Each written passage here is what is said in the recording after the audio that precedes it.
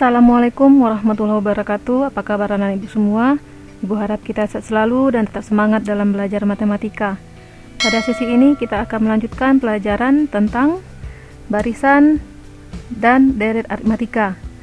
Tetapi untuk pada pertemuan ini cukup barisan aritmatika ya. Untuk deret mungkin minggu depan, insya Allah. Dalam kesempatan ini ibu tetap mengingatkan, catatlah materi ajar yang telah kalian download di dashboard, atau boleh kalian print materi tersebut untuk kemudian kalian baca dan kalian pahami, baru kalian memantapkan pemahaman dengan menonton video pembelajaran ini. Jangan kalian nonton video pembelajaran ini tanpa membaca dan memahami materi yang sudah dicantumkan di dalam dashboard. Baiklah anak-anak ibu, setelah pembelajaran ini ibu harapkan kalian dapat menjelaskan konsep barisan aritmatika, menentukan rumus suku ke n dari suatu barisan aritmatika, dan menyelesaikan masalah kontekstual yang berkaitan dengan barisan aritmatika. Pernahkah kalian melihat gambar ini? Tentu pernah ya. Ini adalah speedometer, alat pengukur kecepatan suatu kendaraan. Dapat kita temukan di kendaraan roda 2 maupun kendaraan roda 4. Kalau kita perhatikan, angka yang ada di dalam speedometer ini angka yang beraturan. Jadi kalau kita lihat angka-angka yang ada di dalam speedometer ini mulai dari angka 0, 20, 40 sampai 220. Bagaimana keunikan angka ini kalau kalian perhatikan? Ya, angkanya selalu bertambah dengan angka yang tetap. Dalam hal ini bertambah 20. Kita lihat contoh yang selanjutnya. Bola ini adalah bola warna biru, ada 1 buah, kemudian ada bola hitam, ada 3 buah, bola merah ada 5 buah, dan bola hijau ada 7 buah, yang orange ada 9 buah. Kalau kita perhatikan angka yang terbentuk mulai dari 1, 3, 5, 7, dan 9, itu adalah angka yang beraturan selalu bertambah. Iya, bertambah 2 ya. Nah, angka-angka yang seperti ini yang dikatakan sebagai angka dari barisan aritmatika. Apakah itu barisan aritmatika? Nah, kalau kalian masih ingat pelajaran di buku SMP kemarin ya, barisan aritmatika itu adalah barisan yang selisih tiap dua suku yang berurutannya selalu tetap. Kalau kita rumuskan mungkin seperti ini. Untuk suku 1 itu adalah A lambangnya. Suku kedua tentu ditambahi B, suku yang satunya berarti A tambah B. Suku yang ketiga adalah suku kedua ditambah dengan B, dan suku yang keempat adalah suku yang ketiga ditambah dengan B.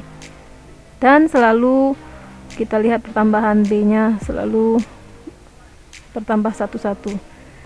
Pertanyaannya bagaimana untuk suku yang ke N? Suku yang besar. Contohnya suku yang ke 100. Tidak mungkin kita hitung secara manual. Nah, untuk menentukannya di bangku SMP pun kita sudah kenal dengan rumus ini ya. Rumus untuk menentukan suku ke N suatu barisan aritmatika, yang mana A adalah suku pertama, B adalah beda, dan N adalah suku ke N dari barisan aritmatika tersebut. Sedangkan untuk mencari B atau beda, itu bisa kita peroleh dari ini rumusnya. Jadi suku ke N dikurangi dengan suku sebelumnya. Kalau di sini suku 2, berarti di sini sebelum 2 adalah ya U1. Berarti U2 dikurang U1. Jika di sini adalah U10, berarti di sini adalah U9. Jadi U9 dikurang U10 dikurang U9. Jadi suku sesudah dengan dikurangi dengan suku tepat sebelumnya untuk mencari beda. Baiklah nah ibu, di dalam materi ajar inilah contoh soal yang ada.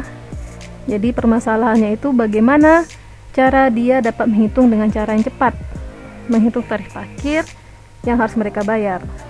Jadi di sini mereka datang ke bandara pada hari Senin pada jam 10:05, kemudian mereka keluar dari bandara pada hari Selasa pada jam 16:15. Di bandara tersebut mereka mempunyai aturan untuk 4 jam pertama mereka membayar 15.000, dan untuk 1 jam berikutnya itu bertambah sebesar Rp3.000. Nah, kita akan analisis ya, dianalisis masalah ini supaya lebih jelas, dan kita akan lihat apa-apa saja yang diketahui nantinya dari sini.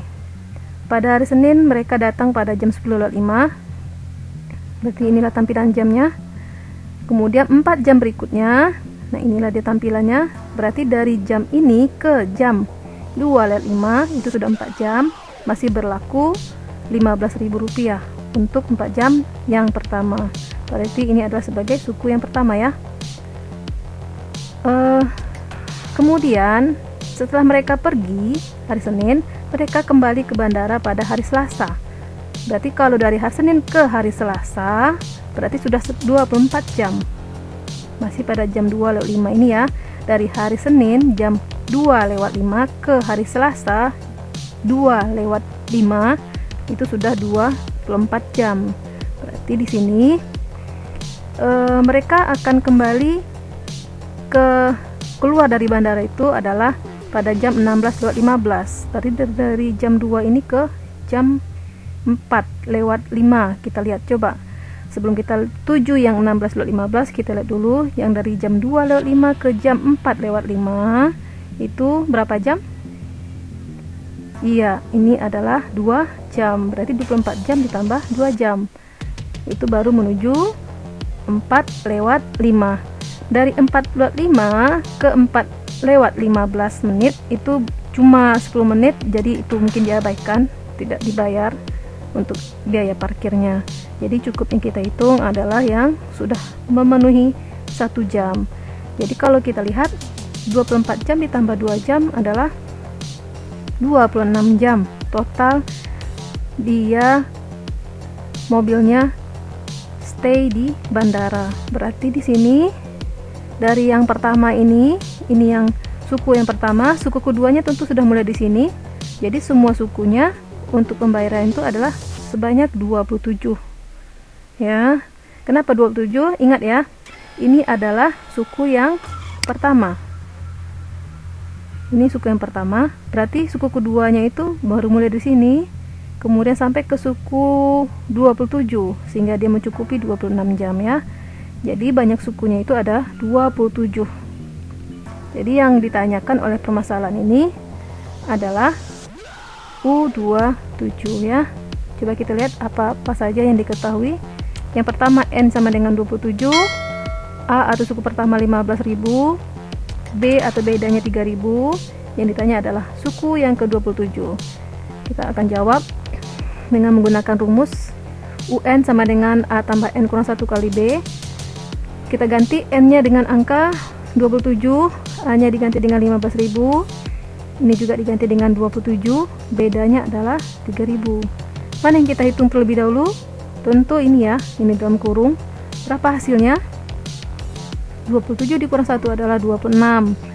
Baru kemudian kita lihat apa lagi yang akan kita hitung. Di sini ada operasi jumlah, ada operasi perkalian antara 26 dengan 3.000. Tentu kita hitung terlebih dahulu hasil kali ini. Berapakah hasilnya? Ya, 78.000. Nah, kemudian kita jumlahkan keduanya sehingga hasilnya adalah 93.000. Jadi kesimpulannya apa?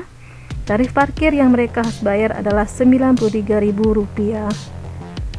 Jadi itulah penjelasan dari soal yang ada di dalam materi dashboard. Yang penting di situ adalah menganalisis masalah sehingga kita dapat menyimpulkan apa-apa yang diketahui seperti yang ini, dan kita dapat menyimpulkan apa sih yang ditanya dari permasalahan tersebut. Baiklah anak-anak ibu harapkan kalian dapat mengerti dan memahami materi yang ada di dalam dashboard. Terbanglah tinggi dan raihlah mimpi, dan tetap semangat dalam belajar. Ibu tutup dengan Assalamualaikum warahmatullahi wabarakatuh.